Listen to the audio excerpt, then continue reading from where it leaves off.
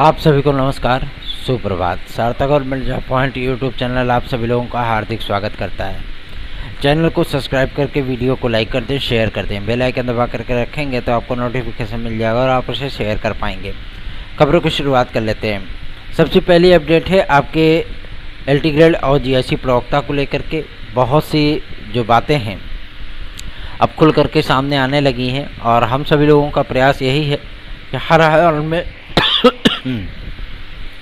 हाल में हम लोग जो है वैकेंसी जारी कराएं और आप लोगों को आवेदन करने का मौका मिले। लेकिन बहुत से विद्यार्थी हैं जो इन्होंने ओटीआर नहीं कर रखा है, ठीक है ना।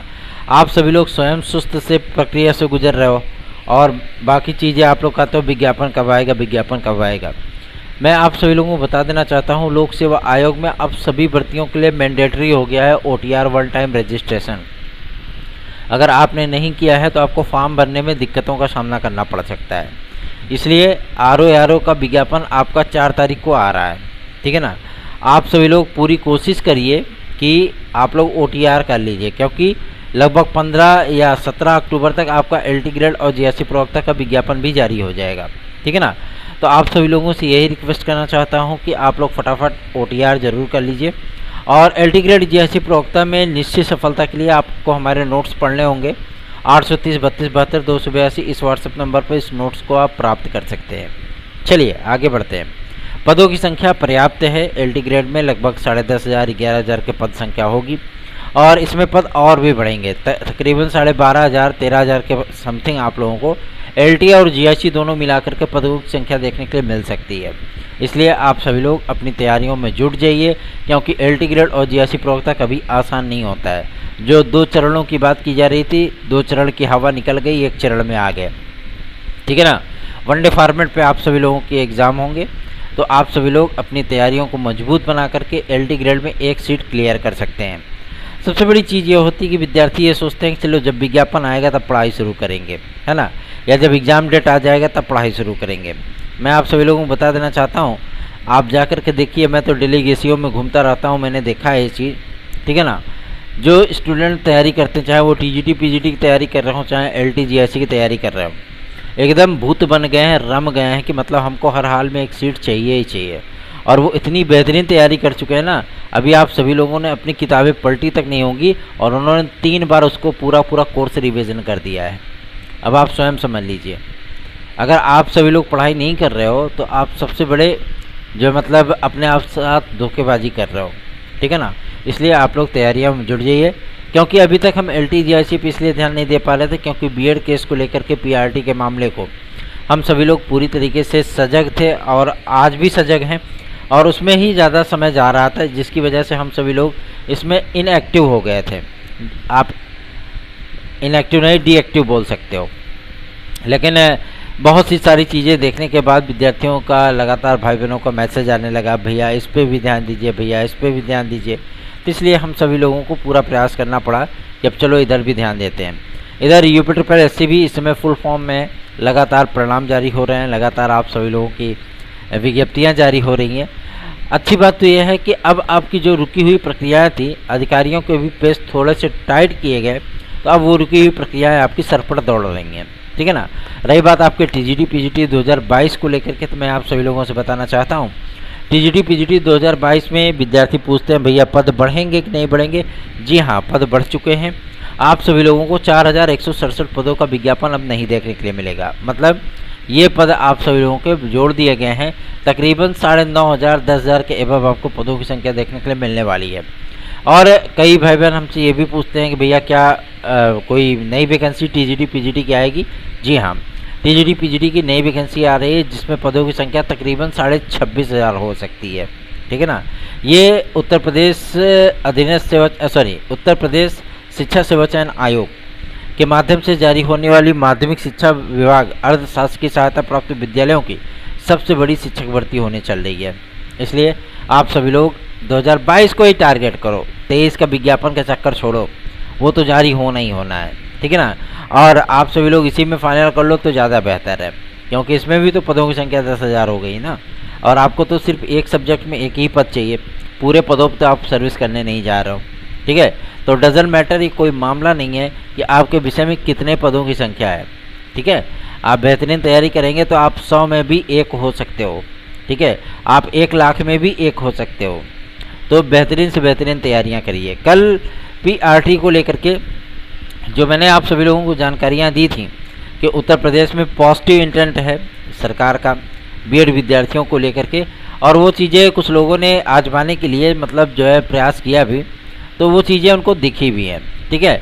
अब सर्वोच्च न्यायालय में हम सभी लोगों के माध्यम से काफ़ी सारी याचिकाएं की गई हैं और हम सभी लोगों ने मांग की है कि पीआरटी के मामले को लेकर के पुनर्सुनवाई की जाए फिर से, ठीक है ना।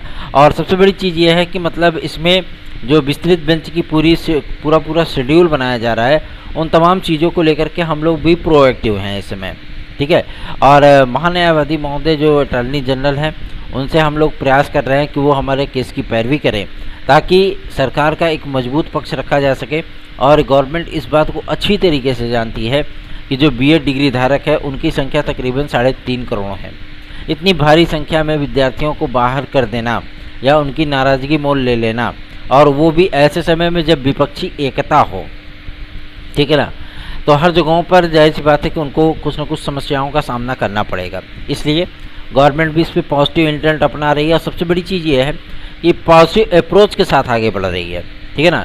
जिस तरीके से संवैधानिक मुद्दों को लेकर के सर्वोच्च न्यायालय के माध्यम से टिप्पणियां की गई थी, जिस तरीके से बीएड वर्सेस बीटीसी केस के फाइनल ऑर्डर में आप सभी लोगों को काफ़ी सारी चीज़ें वो संवैधानिक कॉन्स्टिट्यूशनल तरीके से टिप्पणियां सर्वोच्च न्यायालय के माध्यम से देखने के लिए मिली, उन सभी टिप्पणियों को ध्यान में रखते हुए केंद्र सरकार इस समय एक एक स्टेप करके उठा रही है ताकि बीएड के विद्यार्थियों को पीआरटी में पुनः संवैधानिक तरीके से सम्मिलित किया जा सके और एनसीटीई के माध्यम से आप लोगों की गाइडलाइन आदि को जारी कराया जा सके। भारत का राजपत्र आप सभी लोगों के फेवर में आएगा। मैं आप सभी लोगों से बताना चाहता हूं कि अभी हम लोगों का जो प्रयास है वो सर्वोच्च न्यायालय से भी है कि हम लोग सर्वोच्च न्यायालय से भी कुछ रिलीफ ले लें, क्योंकि ये जानकारी वहीं से प्राप्त हुई थी कि यदि आप क्यूरेटिव याचिका विस्तृत बेंच में डालते हैं या आप प्रयास करते हैं विस्तृत बेंच में, तो गवर्नमेंट का भी अप्रोच वहाँ पर रहेगा कि हम आपको प्रोटेक्ट कर दें, ठीक है ना। क्योंकि एनसीटीई ने तो हम लोगों का साथ दिया नहीं, ना तो कोर्ट में और ना ही इसी तरीके से, और एमएसआरडी ने अभी तक कोई रिप्लाई नहीं दिया है।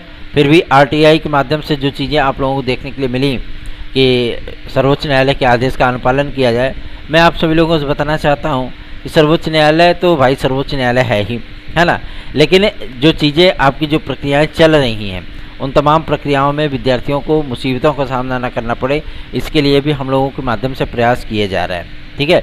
आप सभी लोगों को मैं बता दूं अभी काफ़ी सारे मुद्दे हैं, तो केवीएस और बीपीएससी के रिजल्ट को अभी आप लोग होल्ड पे रखिए, ठीक है।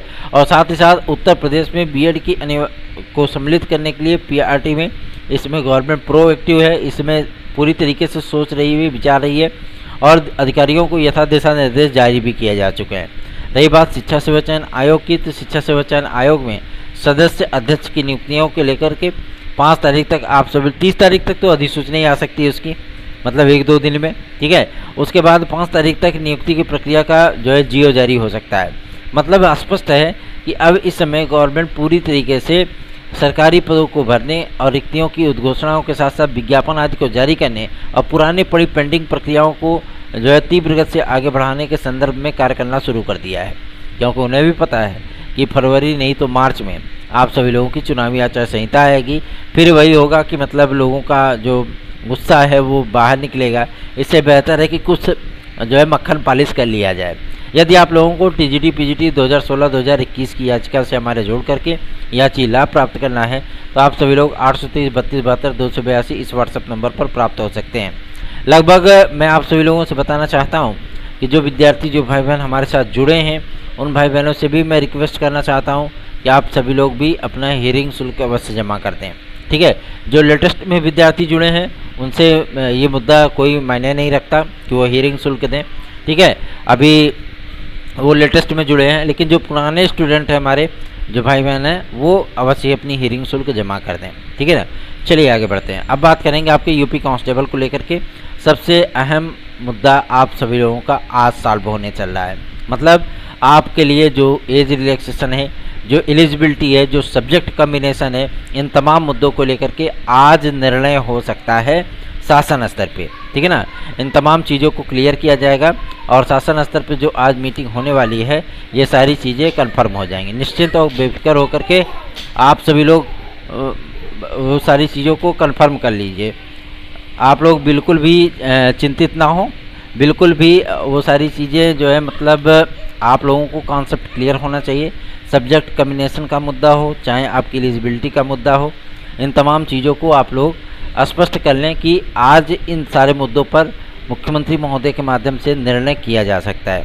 तो निश्चिंत और बेफिक्र होकर के भाभी लोग आएंगे हैं तो इसलिए भतीजे लोग उतापात मचा ही देते हैं। तो आप सभी लोगों को मैं बता देना चाहता हूं कि आप सभी लोगों का स्नेह और आशीर्वाद इस चैनल को प्राप्त हो, इसके लिए भी आप सभी लोग प्रयास ज़रूर करते रहें और अपना स्नेह और आशीर्वाद हमें अवश्य ही प्रदान करें। धन्यवाद। आप सभी का दिन शुभ हो।